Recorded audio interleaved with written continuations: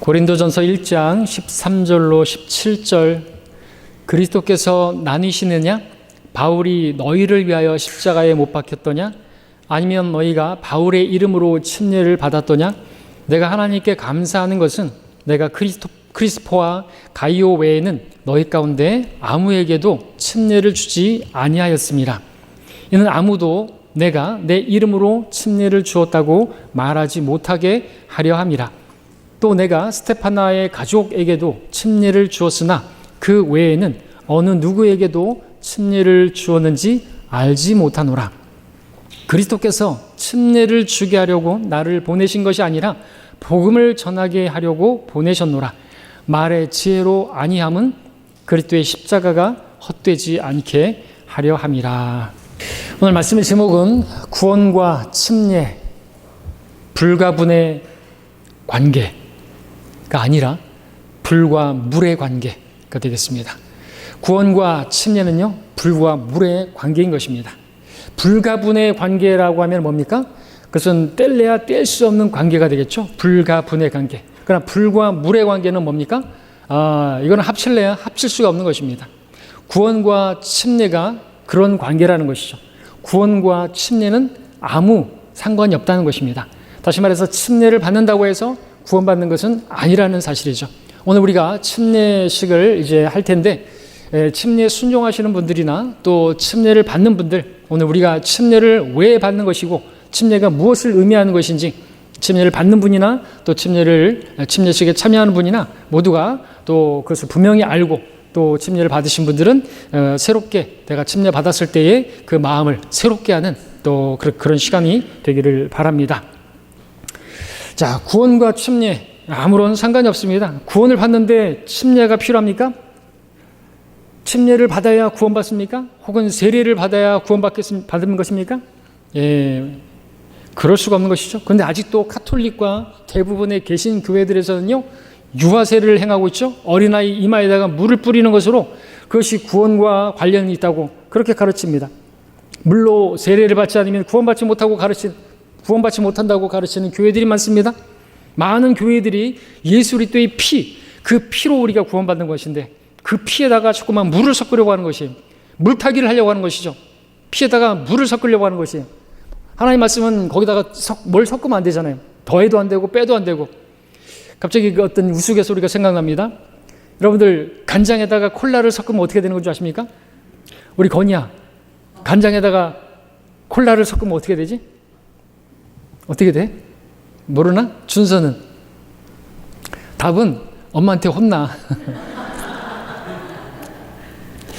그처럼 피에다가 물을 섞으려고 하면요, 하나님한테 혼나는 것이죠. 혼난다는 게 뭐예요? 혼뜨다. 혼이 몸에서 빠져나가는 것이죠. 죽는 것입니다. 범죄한 혼은 죽으리라. 혼이 죽는 거예요. 멸망하는 것입니다. 그리스도의 피에다가 물을 섞으려고 하면 그것은 사람들을 죽이는 것이, 몸만 죽이는 게 아니에요. 혼을 지옥에서 죽이는 거예요. 둘째 사망에 던져 넣는 게 그게 뭐예요? 유아세례고 세례고 또 침례에 의해서 구원을 받을 수 있다고 하는 침례에 의한 중생이라는 것이죠. 여러분, 침례를 받아야 구원받는다고 가르치는 교단 중에서 대표적으로 어떤 교단이 있습니까? 네? 그리스도의 교회. 잘하시네요. 명백한 이단인 거 아시죠? 이번 올간지 읽어보셨죠? 명백한 이단 그리스도의 교회. 자, 그리스도의 교회는 침례가 구원의 표라고 가르치는 것이에요. 물론 그들도 믿음을 전혀 부정하지는 않습니다. 침례의 효력은 물에 있지 않고 고백하는 믿음에 있다라는 말까지 하기도 하죠. 하지만 그들의 교리를 조금만 들여다보면 그들의 말이 앞뒤가 다르다는, 거짓말이라는 것을 알 수가 있는데, 왜냐하면 그들은 처음 믿을 때의 그 믿음보다 침례받을 때의 그 믿음이 구원에 이르게 하는 믿음이라고 가르치는 것입니다. 특별히 그들은 믿음과 침례의 관계에 대해서 아주 회개한 주장까지 하는데, 그들은 믿음이 새 생명의 시작이고 침례는 새 생명의 탄생이다, 이렇게 말하는 것이죠. 말하자면 믿음은 수정란이 생기는 것과 같고 침례는 새로운 출생을 하는 것과 같다. 그러므로 믿음에서 침례까지의 하나의 과정, 즉 구원을 얻는 공식적인 그 기간, 과정이라고 하는 것이죠. 여러분들 이와 같은 비슷한 얘기를 많은 또 행위구원을 가르치는 행위 구원론자들은 어떻게 말하는 줄 아십니까? 믿음으로 구원을 받아요. 그러나 행위로서 구원을 받는 것은 믿음으로 그 수정란이 생기는 거예요. 모태에서 그러니까 생명이 태어났어요. 그러나 그 태어나기까지는 뭐가 필요해요? 행위가 필요하다는 거예요. 근데 그 행위는 아기가 뭘 할 수 있나요? 어머니가 열심히 또 이렇게 잘 조심하고 그런 행위가 필요할 뿐이지 아기가 무슨 행위가 있나요? 그래서 그렇게 만약에 행위가 없다고 한다면 그 행위를 끝까지 지키지 못한다고 하는 유산하는 것이나 마찬가지라고 하는 그걸 제가 직접 들었는데 이런 것들을 가르치는 것이에요. 자, 그렇기 때문에 이 그리스도의 교회는 누군가 침례를 받지 못했다고 한다면 그것은 구원에 이른 것이 못 된다. 출생한 것이 아니다라고 그렇게 가르친다라는 거죠. 침례에 의한 중생을 가르치는 그리스도의 교회인 것이죠. 자, 그들뿐만 아니라 침례나 세례를 통해서 구원받는다고 말하는 그러한 교회들이 많이 있는 것이죠. 드러나지 않을 뿐이지 여러분이 잘 알지 못할 뿐이지 그렇게 가르치는 것입니다. 자, 그러나 그들의 말이 사실이라고 한다고 한다면 바울이 누군가 구원하기 위해서 무엇을 해야 되는 것이죠? 침례를 전파하며 다녔어야 되는 것이에요. 하지만 오늘 우리가 읽은 본문에서는 구원을 받게 하는 일에 있어서 침례를 주는 것은 전혀 관계가 없다는 사실을 보여주고 있잖아요. 바울은 자기가 침례를 누구에게 줬는지 다 기억도 못해요. 몇몇 사람에게만 줬다고 말하는 것이죠. 그리고 어떻게 보면 의도적일 수 있겠죠. 그러니까 침례를 받아야지 구원받는다고 하는 이런 이단들이 생겨날까 봐 성령께서 그렇게 하셨겠죠. 침례를 전파한 게 아니에요. 복음을 전파했던 것이죠. 오직 몇 사람만 그렇게 침례를 줬던 것이죠. 우리도 바울처럼 침례는 거의 주지 않으면서 복음을 전할 수 있고 그렇게 해서 사람들을 구원할 수가 있는 것입니다. 우리는 침례를 전파하지 않죠? 만일 침례나 세례를 받아야 구원받는 것이라고 주장하거나 아니면 침례나 세례가 구원과 연관이 있다고 주장하는 사람이 있다고 한다면 그 사람은 분명히 말하지만 복음이 뭔지 모르는 사람이죠. 맞죠? 복음이 뭡니까? 침례를 받을 수 없는 사람들도 있는데 그럼 침례를 받아야지 구원받는다고 한다면 그것은 복음이 될 수 없는 거죠. 침례는 역시나 행위인 것입니다. 그 역시나 행위 구원을 가르치는 것이죠. 자, 우리 지금 읽은 본문 다음 절 보겠습니다. 18절 말씀을 보면 십자가를 전파하는 것이 멸망하는 자들에게는 어리석은 것이지만 구원을 받은 우리에게는 하나님의 능력이라 말하고 있습니다. 하나님의 능력이 뭐라고요? 십자가를 전파하는 것, 복음을 전파하는 것이 하나님의 능력이라는 것이죠. 그렇다면 하나님의 능력이 아닌 것이 무엇이에요? 문맥에서 보면 침례를 전파하는 것이겠죠. 그러니까 침례를 전파하지 않는 것입니다. 하나님의 능력은 침례에 있는 게 아니라 침례가 구원해 주는 게 아니기 때문에 복음을 전파한 것이에요. 십자가를 전파하는 것입니다. 누군가를 물에 잠기게 한다든지 이마에 물을 뿌리는 것은 하나님의 능력과 전혀 관계가 없다는 사실이죠. 십자가를 전파하는 것이 사람을 구원에 이르게 하는 하나님의 능력이 되는 것입니다. 우리는 그래서 십자가에 못 박히신 예수 그리스도를 전파할 뿐인 것이죠. 우리는 침례를 우리는 침례교회지만 침례를 전파하지도 않습니다. 물에 잠기게 한다든지 물을 뿌리는 것으로 누구를 한 사람도 구원할 수가 없는 것입니다. 예수님께서 우리를 위해서 죽으시고 장사되시고 부활하신 그것을 믿는 사람들이 구원을 받는다는 이 복음을 우리가 선포할 뿐이죠. 물에 잠기게 한다든지 물을 뿌리는 것은 절대로 복음이 아닙니다. 만약 우리가 누군가에게 구원받았습니까? 물어봤는데 저는 세례를 받았습니다. 저는 침례를 받았습니다. 저는 유아 세례를 받았습니다. 라고 말한다고 한다면 그 사람은 구원받지 않았을 가능성이 너무나 많은 것이 누가 어떤 사람에게 물어봤답니다. 구원받으셨습니까? 네, 구원받았습니다. 구원받은 지 얼마나 되셨습니까? 저는 60년 됐습니다. 그러세요? 지금 나이가 어떻게 되세요? 60세입니다. 뭘 말하는 줄 아세요? 유아 세례 받은 것이 구원이라고 말하는 것이에요. 구원받지 못한 것이에요. 복음과 침례는 같은 것이 아닙니다. 여러분, 예수님께서 왜 세상에 오셨습니까? 잃어버린 자를 찾아 구원에 이르게 하려고 오신 것이죠. 예수님께서는 구원자십니다. 예수님께서 구원자시기 때문에 사람들을 구원하러 오셨습니다.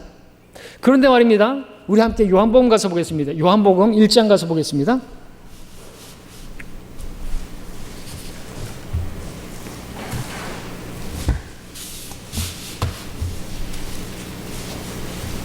요한복음 4장을 먼저 보겠습니다.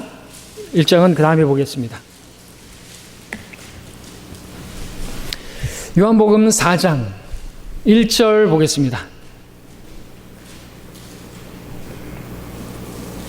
자, 여러분들 함께 읽어보겠습니다. 요한복음 4장 1절 시작. 그러므로 예수께서 요한보다 더 많이 제자를 삼고 침례를 준다는 말을 바리새인들이 들은 것을 주께서 아시고 예수께서 친히 침례를 주신 것이 아니고 그의 제자들이 준 것이지만. 자, 여기까지 읽었습니다. 이 가로친 부분은 부연 설명하는 것이나 마찬가지예요. 더 자세하게 설명하기 위한 성령님의 특별한 배려하심이다 라고 할 수가 있겠죠. 그렇기 때문에 이 가로친 부분을 여러분들이 더 주목해서 보실 수 있기를 바랍니다. 자, 생각해 보십시오. 예수님은 분명히 구원자십니다. 구원하려고 오셨습니다. 근데 그 구원자이신 그분께서 침례는 주지 않으셨다고 말하고 있습니다. 그렇죠? 그것을 성령께서 일부러 구체적으로 부연 설명까지 하면서 가로치고 가로 닫고 그것까지 말씀하셨어요. 주님께서 친히 침례를 준 게 아니다라고. 뭘 보여주고 있는 것입니까? 예수님께서 누군가에게 침례를 주지 않고도 그를 구원할 수 있다는 것이잖아요. 구원과 침례는 전혀 상관이 없다는 것을 보실 수 있습니까? 예수님은 구원자신데 침례를 주지 않으셨다는 거예요. 그러니까 침례에 의한 중생을 가르치는, 세례를 가르치는 그러한 사람들이 얼마나 난센스인가를, 그들이 얼마나 정말 바보 같은 사람들인가를 보여주고 계시는 것이죠. 자, 주님께서 구원자신데 침례를 주지 않았다고 한다면 구원과 침례는 전혀 관계가 없다는 사실을 우리가 분명하게 알 수가 있습니다. 왜 침례를 받아야 되는가? 왜 세례를 받아야 되는가? 라고 물어보면은 죄를 씻기 위해서라고 말하는 사람들이 있습니다. 근데 그 물이 그 죄를 씻어주는 효력이 있습니까? 그대로 그렇게 믿어요. 그러니까 세례라고 말하죠. 세례의 세자는 무슨 세자예요? 씻을 세자를 쓰고 있어요. 죄를 씻는다는 것이죠. 그것은 예수 그리스도의 피를 모독하는 것입니다. 피에다가 물을 섞으려고 하는 것이죠. 그러나 세례는요, 그 자체가 비성경적인 것을 우리가 알 수가 있는데, 우리 함께 요한복음 3장에서 보겠습니다. 그 다음 요한복음 3장 23절을 보시면요.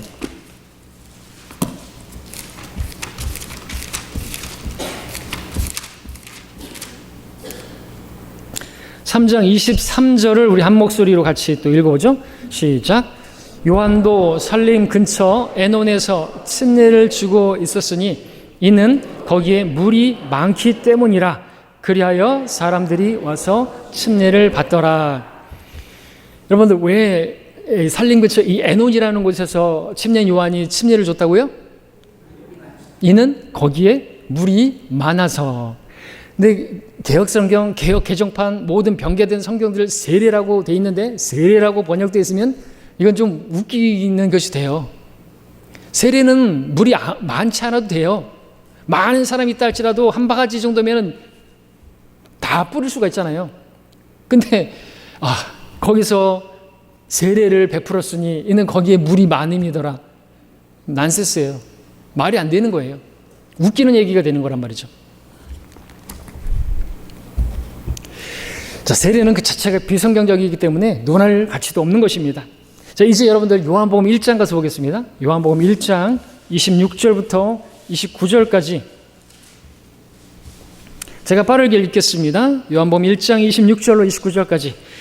요한이 그들에게 대답하여 말하기를 나는 물로 침례를 주지만 너희가 알지 못하는 한 분이 너희 가운데 서 계시는데 내 뒤에 오시는 그분이 나보다 앞선 분이며 나는 그분의 신발끈을 풀 자격도 없느니라고 하더라. 이런 일들이 요단강 건너편 베다바라에서 있었으니 그것은 요한이 침례를 주던 곳이라.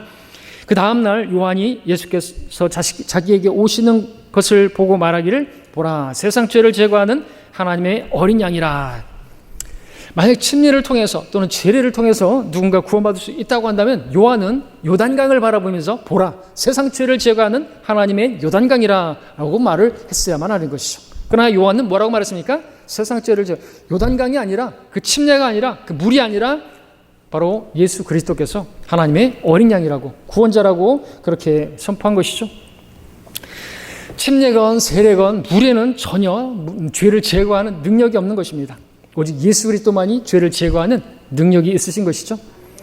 침례를 받거나 세례를 받거나 어떤 무엇을 받거나 무엇을 하건 간에 그런 것들이 아니라 오직 예수 그리스도 그분 안에 죄를 사하는 권능이, 능력이 있는 것입니다. 침례 요한은 물 침례로는 죄를 제거할 수 없다고 분명히 증거하고 있는 것이죠. 여러분 33절도 보십시오. 밑에 33절에 나는 그분을 알지 못하였으나 나를 보내시어 물로 침례를 주라고 하신 그분이 내게 말씀하시기를 성령이 내게 내려와 그 위에 머무는 것을 보리니 그가 성령으로 침례를 주느니라. 예수님은 물 침례를 주지 않으시고 성령 침례를 주시는 분이시다라는 것을 알 수 있죠. 그리고 또 복음서를 보게 되면 예수님께서는 침례를 받으셨습니다. 모든 백성이 침례를 받을 때에 예수께서도 침례를 받으시고 기도하시자 하늘이 열리고 예수님이 침례를 받으셨다고 말씀하고 계십니다. 그럼 예수님께서 침례를 받으셨다는 것은 그럼 그분이 구원받으셔야 할 필요가 있었다는 것입니까? 예수님께서 구원받기 위해서 침례를 받은 것입니까? 아니죠. 예수님께서 죄를 씻기 위해서 침례를 받은 것입니까? 아니죠. 그렇다면 예수님께서 침례를 받으신 것을 보게 되면 이 침례는 구원받는 것과 전혀 무관한 것이고 죄를 씻는 것과 전혀 관계없다는 사실이 분명해지죠. 예수님은 전혀 죄가 없는 분이시지만 침례를 받으셨습니다. 따라서 물침례는 죄를 씻는 것과는 아무런 상관이 없습니다. 자, 예수님께서 그럼 왜 침례를 받으신 것입니까? 예수님은 우리의 구원자이시면서 우리의 본이 되시는 분이시죠. 주님께서 행하신 것은 우리 또한 행해야 되는 것입니다. 그래서 예수님께서 침례를 행하신 것은 모든 의를 이루기 위함이라 말씀하셨는데 우리가 또 의로운 생활을, 의로운 삶을 시작하기 위해서 주님께 순종하는 순종의 본을 보이시기 위해서 행하신 것이기 때문에 우리는 구원을 받았다고 한다면 먼저 첫 번째로 침례에 순종하는 것이 맞는 것입니다. 그래서 우리가 침례를 받아야 되는 것이죠. 구원받거나 죄를 씻기 위해서 침례를 받으신 것이 아니라 순종의 본을 보이시기 위해서 침례를 받으신 것입니다. 예수님은 구원받을 필요가 없었어요. 왜? 죄가 없으신 분이기 때문에. 예수님은 구원받기 위해서가 아니라 의를 행하기 위해서, 선한 행위를 우리에게 본을 보이기 위해서 그렇게 침례를 받으신 것이죠. 자, 만일 여러분이 구원받았다고 한다면 반드시 침례를 받으셔야만 합니다. 왜냐하면 그것이 하나님 앞에서 의로운 행위이기 때문에, 선한 행위이기 때문에, 그분을 존중하는 행위이기 때문에, 그분의 말씀에 순종하는 행위이기 때문에 그렇습니다. 하지만 구원받지 않았다고 한다면 침례를 받아서는 안 되는 것입니다. 반드시 그러나 구원을 받았다고 한다면 침례를 받아야만 하는 것이죠.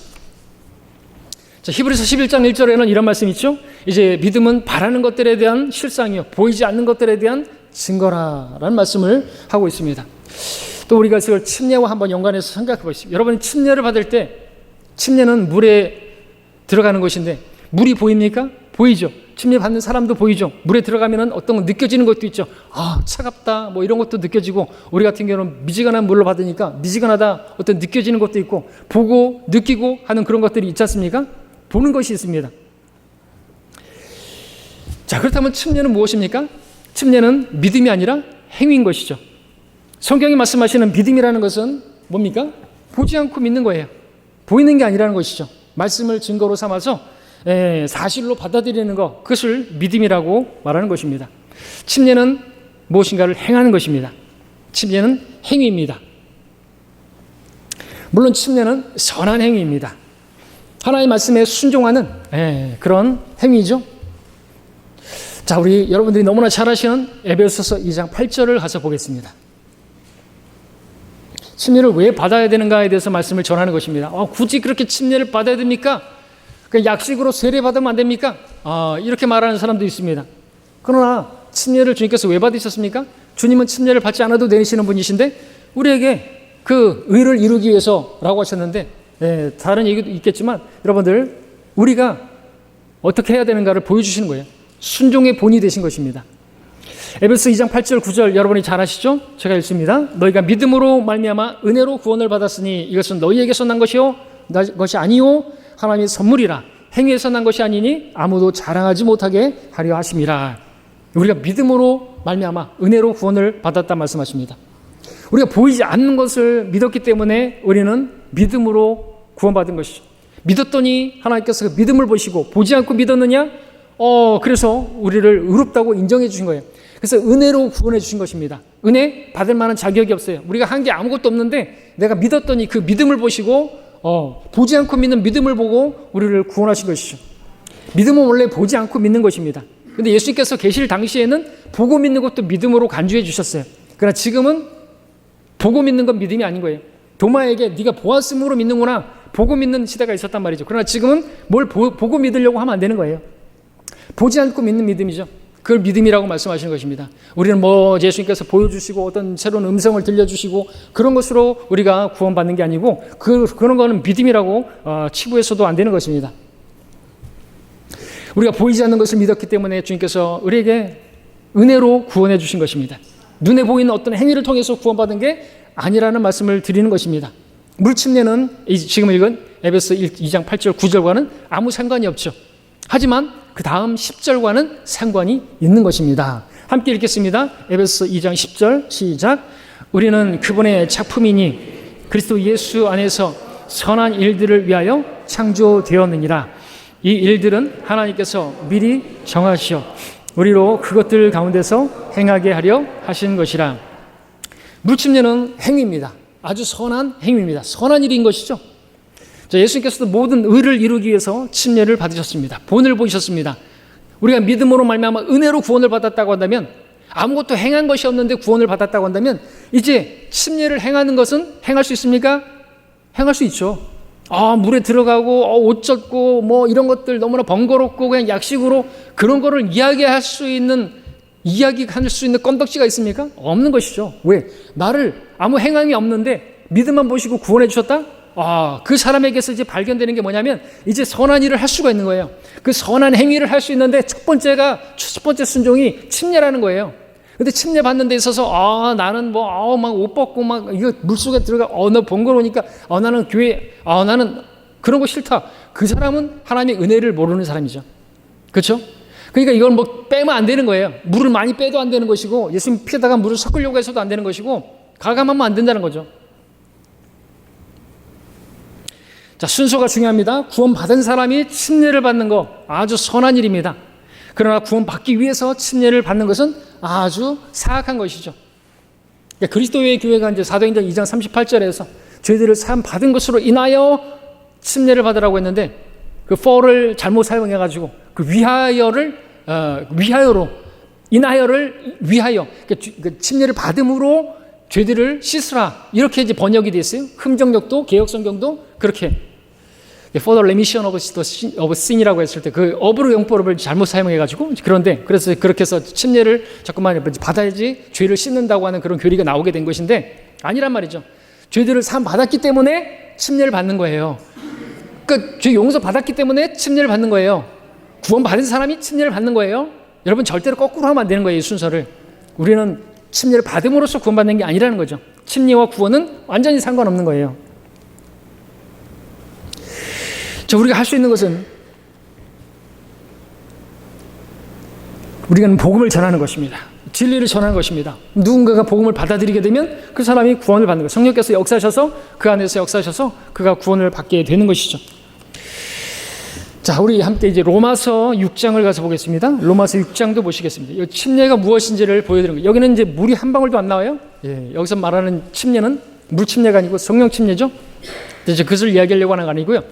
로마서 6장을 보시면 침례에 관해서 침례가 무엇인지를 아는 것이 필요하기 때문에 말씀을 드립니다. 6장 로마서 3절로 5절까지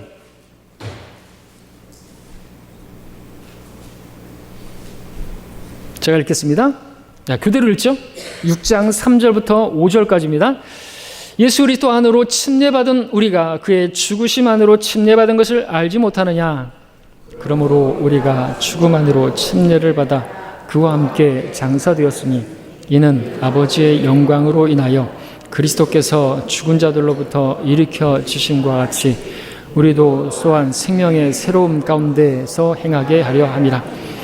만일 우리가 그의 죽으심의 모양으로 함께 심겨졌다면 또한 그의 부활하심의 모양과 같이 되리라 말씀하고 있습니다. 자, 여기에서 우리가 무엇을 봅니까? 이 로마서 6장에서 보면 침례는 무엇을 상징하는 것입니까? 답을 말씀해 주십시오. 침례가 뭐예요? 죽음. 그렇습니다. 죽음, 장사됨, 묻힘, 그것을 상징하는 것이에요. 구원을 상징하는 게 아닙니다. 죽음이에요. 죽음. 침례는 물속에 들어가는 건 죽음을 상징하는 거란 말이죠. 묻히는 거예요. 장사되는 거예요. 이것은 심겨지는 것과 관련된 거라고 지금 말씀하고 있다라는 것이죠. 자, 침례는요, 어떤 죄인을 구원할 수 없습니다. 침례는 보이지 않는 실체를 모형적으로 보여줄 뿐입니다. 그리고 침례가 보여주는 모형은 구원이 아니라 죽음인 것입니다. 땅 속에 묻히는 것을 상징적으로 보여주는 것이죠. 그리고 또 말씀을 드리자면 침례가 죽음을 상징하는 것이다 라고 한다고 한다면요, 침례를 주는 올바른 방법은 물속에 완전히 잠기는 것이어야 되는 것이죠. 왜냐하면 사람이 죽으면 당연히 땅 속에다가 묻죠. 머리에다가 흙을 뿌리진 않지 않습니까? 세례가 아니라는 말입니다. 땅에 묻는다는 것은 또 심는 것을 말하는 것이고, 그리고 씨앗을 심을 때 어떻게 땅을 파서 묻고 또 이렇게 덮지 않습니까?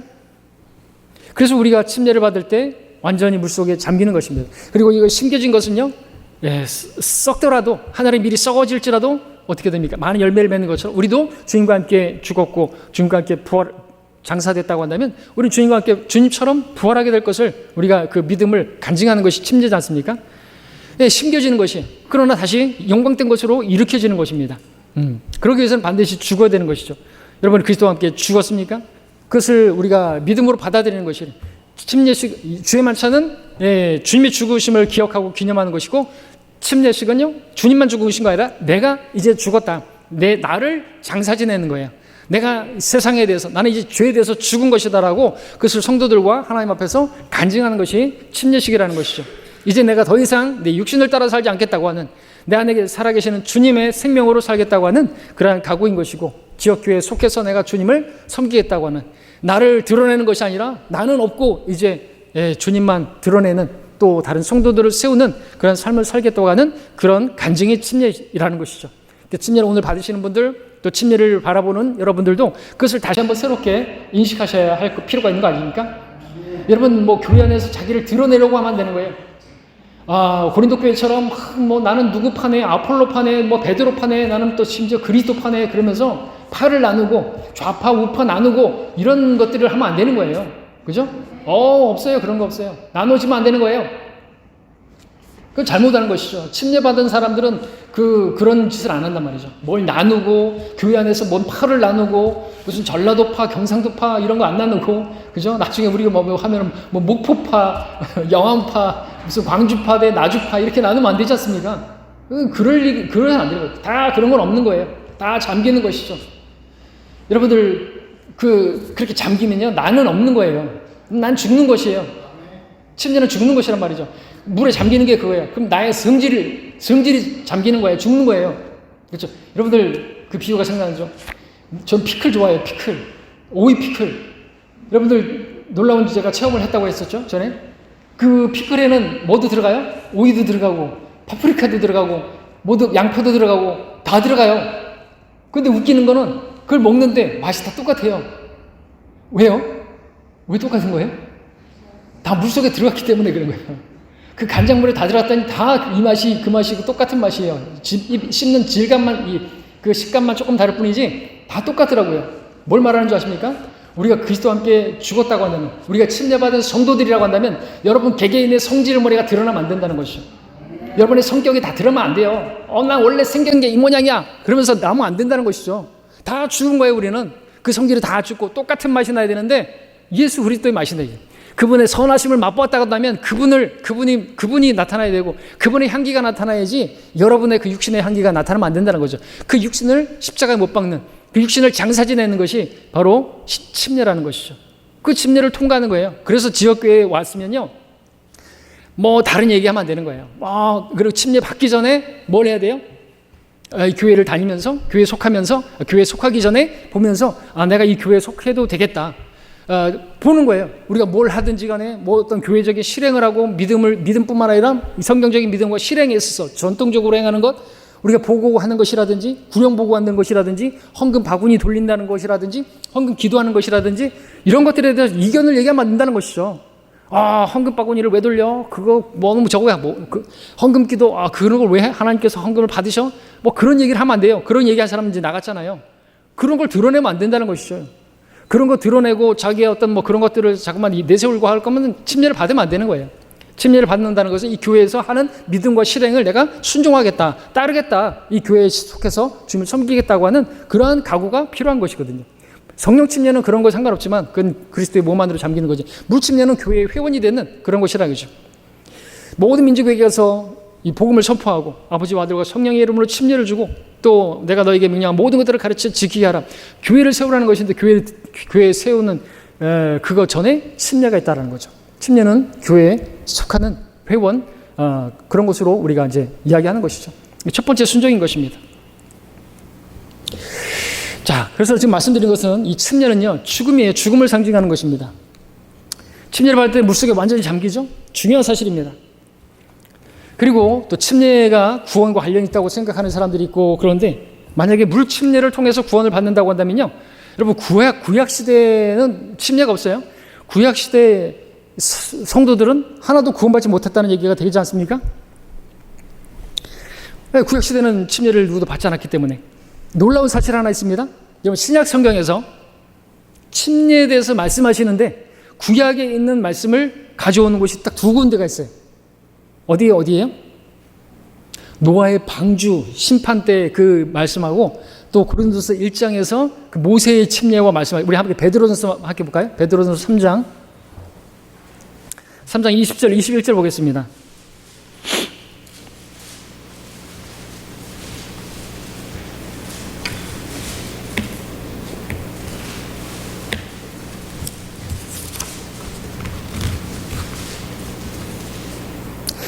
자, 교대를 읽겠습니다.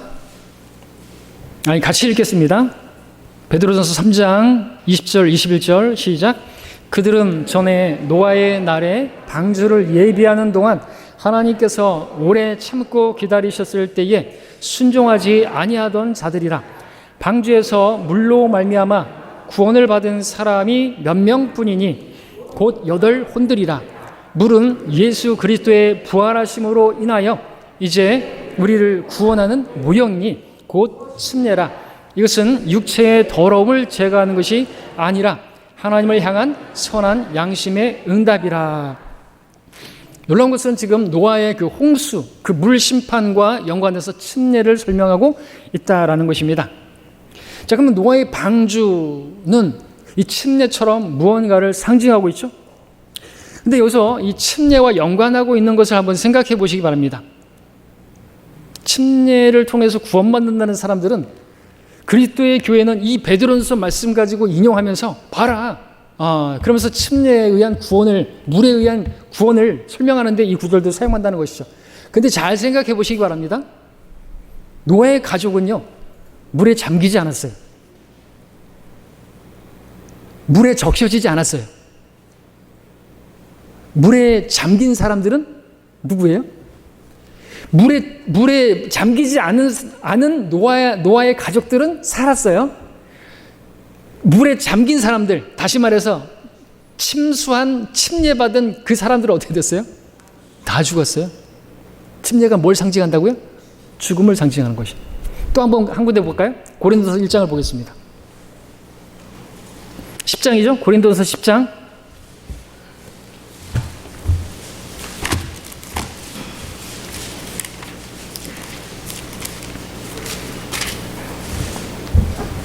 (10장) 1절 2절 또 같이 읽겠습니다. 고린도전서 10장 1절 2절 시작. 형제들아, 이제 나는 너희가 모르는 것을 원치 아니하노니 이는 우리 조상들이 모두 구름 아래에 있었고 모두 바다를 통과하였으며 모두 구름과 바다 속에서 모세에게 침례를 받았고 라고 기록하고 있습니다. 자, 이스라엘 백성들이 이집트에서 나와서 구원받아서 홍해가 갈라졌습니다. 그 홍해가 갈라진 그곳으로 들어갔습니다. 그것을 지금 침례라고 말하는 거죠. 그리고 그 위에는 구름이 있으니까 그것도 물이니까 좌우 위 다 물이네요. 물속을 들어간 거네요. 그런데 말입니다. 또 하나 생각해 보시기 바랍니다. 모세와 함께 들어간 이스라엘 백성들은 물에 젖었습니까? 한 방울도 안 젖었습니다. 그들은 전혀 물에 잠기지 않고 구원을 받았어요. 반대로 물에 잠긴 사람들이 있었으니 그들은 이집트 군대, 파라오와 그 군대들은 물에 잠겼습니까? 잠겼죠. 어떻게 됐습니까? 죽었죠. 침례받은 사람들은 다 죽었어요. 침례가 뭘 상징한다고요? 죽음을 상징하는 거예요. 물에 잠겼지만 구원받지 못하고 죽은 그들. 여러분 신약 성경에서 말씀하시는 구약 시대의 그 침례의 모형을 말하는데 지금 노아의 방주와 모세의 침례, 아이러니하게도 침례로는 구원받을 수 없다는, 오히려 침례는 죽음을 상징한다는 것을 분명하게 보여주고 있는 것이죠. 그럼에도 그리스도에게는 그 캠벨 그는 물 침례를 받아야 구원받는다고 주장하지만 아니라는 것이죠. 그것은 모형에 불과한 것입니다. 그들은 물이, 노아의 그 홍수 심판도 그 물이 있어야만 하나님께서 그들을 다 멸하시고 그 세상과 그 죄와 그 육신을 다 멸하고 죽여버리고 그 가운데서 완전히 분리시키고 그들은 건져냄을 받기 위해서 물이 필요했던 것이거든요. 죽음에서 건져지는 그 필요한 것이 물인 것이죠. 마찬가지로 노아가 그랬고요. 이런 모세도 보십시오. 모세 이름이 뜻이 뭐예요? 물에서 건져냄을 받았다라는 거예요. 그 모세가 태어날 당시에 그 아이들은 어떻게 됐어요? 어떻게 죽었어요? 어떻게? 다 물에 쳐넣었잖아요. 태어나자마자. 물에 빠지는 건 뭐예요? 죽음이에요. 모세는 물에서 건져진 것이에요. 그게 침례는 뭘 상징한다고요? 죽음을 상징한다고 말씀을 드리는 것입니다. 자, 침례나 세례를 받았기 때문에 자신이 구원받았다고 생각하는 사람들이 있는데, 그래서 구원받았냐고 물어보면 자신이 침례를 받았기 때문에, 세례를 받았기 때문에 그렇다라고 대답하는데 아니라는 거죠. 침례나 세례나 이런 것은 전혀 구원과 관련이 없는 것입니다.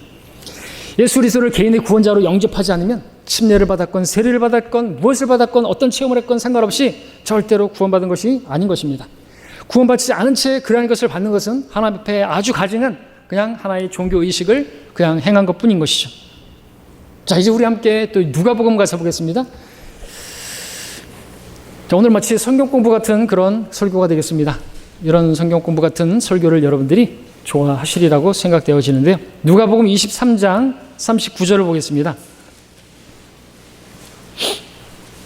41절까지를 교대로 읽어보겠습니다.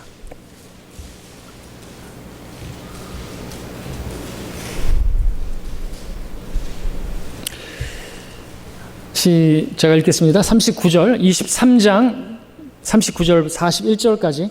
그때 매달린 행악자 중에 하나가 주를 욕하며 말하기를 내가 그리스도이거든 내 자신과 우리를 구원하라고 하니라. 그러나 다른 행악자가 되받아 그를 꾸짖어 말하기를 내가 동일한 정죄함을 받고 있으면서도 하나님을 두려워하지 아니하느냐. 우리는 행한 일에 대한 보응을 받는 것이 참으로 당연하지만 이분은 아무 잘못을 행한 것이 없도다라고 했습니다. 자, 이 사람은 강도인데 자기가 죽는 것이 합당하다고 인정했습니다. 자기는 죄인이지만 예수님은 아무런 죄가 없는 의로운 분이라고 고백했습니다. 자, 42절을 보니까 함께 읽겠습니다. 시작. 예수께 말씀드리기를 주여 주께서 주의 왕국이 임하실 때에 나를 기억하소서. 개혁성경에는 예수여라고 있는데 그러면 강도는 구원받지 못하는 것이 됩니다. 로마서 10장 13절에서 뭐라고 말합니까? 주의 이름을 부르는 자는 구원을 받으리라. 주여라고 강도가 불렀습니까? 그래서 구원을 받은 것입니다. 그는 믿음으로 말미암아 은혜로 구원을 받은 것이죠. 예수님께서 아무런 죄가 없으신 분이시고 자기는 죄인인데 예수님께서 지금 십자가에 달리신 것은 바로 자신의 그 죄를 대속하기 위한 죽음이라는 것을 그가 어렸을 때 주일학교에서 들었던 어떤 그 쪼가리 복음을 생각해냈던 것이겠죠. 왜? 그도 알고 있었으니까. 주의 왕국이 임하실 때 이것도 알고 있었다고 하니까 주일학교 정도는 다녔을 거라는 것이죠. 그가 어떤 죄를 지어가지고 강도가 되었는지 모르겠지만, 예. 자, 주의 이름을 부르는 사람은 누구나 구원받는다고 말씀하십니다. 지금 예수님께서 그가 이렇게 주여라고 말을 했는데, 그 다음에 주님께서 하신 말씀이 뭐죠? 43절에서 예수께서 그에게 말씀하시기를 진실로 내가 너에게 말하노니 오늘 내가 침례를 받으면 나와 함께 낙원에 있으리라. 이렇게 되어 있습니까? 아니죠. 아니죠. 왜냐하면 이 사람은 침례를 받을 수가 없는 거예요. 만약에 침례가 구원의 수단이라고 한다면 네가 오늘 침례를 받으면 나와 함께 낙원에 있으리라. 이게 맞는 말이겠지만 그런 말씀 하신 적이 없다 이거죠. 이 강도는 그냥 믿음으로 은혜로 구원받은 것입니다. 이 사람은 침례를 받지 못했지만 죄들은 용서받았습니다. 침례는 받았지 못했지만 그는 주님과 함께 낙원에 있게 되었습니다. 침례는 구원과 상관이 없기 때문에 그렇습니다. 성경은 누구든지 원하기만 하면 구원받을 수 있다고 말씀하십니다. 맞습니까? 그렇죠. 누구든지 원하기만 하면 누구나 구원받을 수 있는 거예요. 그것이 하나님의 사랑이고 하나님의 공입니다. 그런데 침례는 어떻습니까? 누구든지 원하기만 하면 다 침례를 받을 수 있냐고요. 침례를 받을 수 없는 사람들이 얼마나 많은 줄 아십니까? 지금 당장 중환자실에 계신 분들 침례 받을 수 있어요? 근데 세례를 주는 사람들은 그런 사람들 때문에 세례를 준다고, 약식으로. 왜? 그런 사람들 침례를 받을 수가 없으니까. 근데 왜 그렇게 죽어가는 사람에게 굳이 세례를 주려고 하는 것입니까? 세례를 받아야지 죄가 씻어진다고 생각하니까, 믿으니까 그런 거 아닙니까? 우리는 그런 사람들에게 침례를 안 줘요. 침례는 교회에 속해서 이제 주님을 섬길 사람들에게 침례를 베푸는 거예요. 내가 이제 이 교회에 속해서 주님을 섬기겠다고 하는 그 믿음의 간증을 보여줘야지 이제 교회에 속해서 주님을 섬길 수가 있고, 형제 자매들을 위해서, 그들을 돕기 위해서, 나를 섬기는 게 아니라, 내가 이 교회에서 대접받기 위해서가 아니라, 이 교회가 부족하지만, 나도 부족하지만 함께 섬기기 위해서 교회를 허락하셨는데, 내가 이 교회의 지체로서 일원이 되어서 주님을 섬기기 원합니다. 그 침례가 이제 시작이라는 것이죠. 굳이 중환자실에 있는 사람들에게, 여러분, 누구나 원하면 침례를 받을 수 있는 게 아니라는 거죠. 저 아프리카에 있는 사람, 저 사막에 사는 사람들, 그 사람들은 침례를 받고 싶어도 받지 못하는 얼마나 많은 사람들인지 몰라요. 주님께서 그렇게 불의하신 분입니까? 성경은 누구든지 원하면 구원받을 수 있다고 하는데, 그렇다고 해서 누구든지 원하면 침례를 받을 수 없다고 한다면 침례가 구원을 보장해 주지 못하는 거예요. 침례를 받을 수 없는 사람이 많으니까. 마찬가지로 교회도 마찬가지죠. 교회를 다녀야 구원받는 게 아니에요.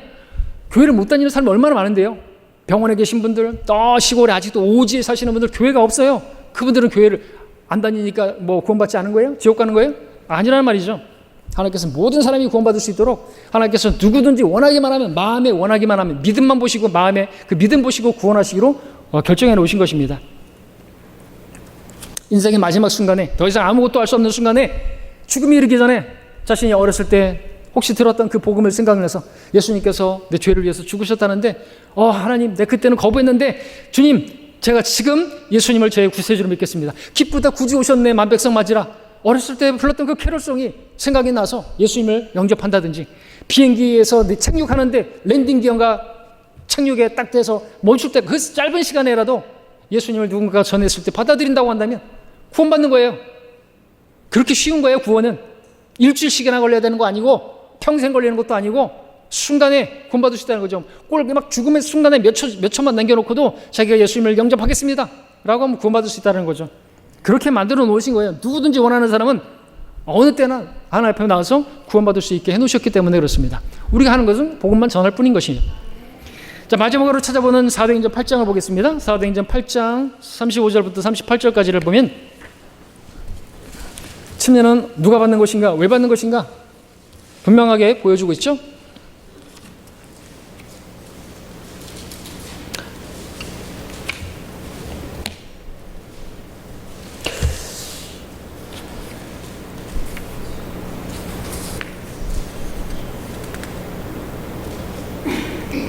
사도행전 8장 35절로 38절까지 제가 읽겠습니다. 빌립이 입을 열어 이 성경에서 시작하여 그에게 예수를 전하니라. 그리하여 그들이 길을 따라가다가 물이 있는 곳에 이르자 그 내시가 말하기를, 보라, 여기 물이 있도다. 내가 침례를 받는데 무슨 거침이 있느냐 라고 하니, 빌립이 말하기를, 만일 당신이 마음을 다하여 믿으면 합당하니라고 하니, 그가 대답하여 말하기를, 나는 예수 그리스도가 하나님의 아들이신 것을 믿나이다 라고 하더라. 그리고 나서 그가 마차를 세우라고 명한 다음 빌립과 내시가 둘 다 물로 내려가서 빌립이 그에게 침례를 주니라. 자, 모든 변개된 성서들, 개혁성경, 개정판, 가톨릭, 로마 공동번역 다 37절이 없음이라고 돼 있죠? 없어요. 왜 없어야 돼요? 이게 없으면 안 되는 겁니다. 이 구절은 구원과 침례의 그 관계에 있어서, 순서에 있어서 정확한 것을 보여주고 있잖아요. 먼저 예수를 믿는 그 믿음의 고백이 있고 난 다음에 침례를 받아야 된다는 거예요. 내시는 침례를 받아서는 안 되는 이유가 뭔지를 물었고, 빌립은 구원받은 사람이 침례를 받는, 믿음의 고백을 할 수 있는 사람이 침례를 받을 수 있다라고 지금 이야기하는 것이죠. 그렇다고 한다면 유아 세례는 완전히 비성경적인 거예요. 왜냐하면 유아에게 한번 물어보세요. 뭐라고 대답합니까? 아무 말도 못하잖아요. 고백을 못한단 말입니다. 마음에 믿어 입으로 고백해야 되는데 고백할 수가 없는데 유아에다가 왜 세례를 주는 겁니까? 그럼 가증한 짓을 누가 하는 것입니까? 내시는 빌립이 한 말을 이해했습니다. 그래서 나는 예수 그리스도께서 하나님의 아들이신 것을 믿나이다. 여기는 모든 것이 한복지된 영접 기도만 문이 있는 게 아니에요. 예수님이 하나님의 아들이시라고 믿는 것은 그분이 구원자이시며 그리스도라는 것을 믿는 것을 포함하는 것이고요. 그런 신앙 고백인 것이죠. 자, 그리고 38절에서 빌립과 네시가 둘 다 물로 내려간 것을 보십시오. 세례가 맞다고 한다면 둘 다 물로 내려갈 필요가 없어요. 그냥 한 사람만 내려가서 물 한 손에다가 떠오기만 하면 되는 거예요. 근데 또 어떤 이 세례를 주는 사람들은 그 물로 내려가야 하는 이유가 있었다고. 왜냐하니까 그 물 주변에는 물이 좀 더럽고 뻘이 있기 때문에 그 안으로 들어가가지고 깨끗한 물에다가 뿌려가지고 이렇게 하는 거라고 말도 안 되는 소리를 하는 사람들이 있어요. 아닌 것이죠.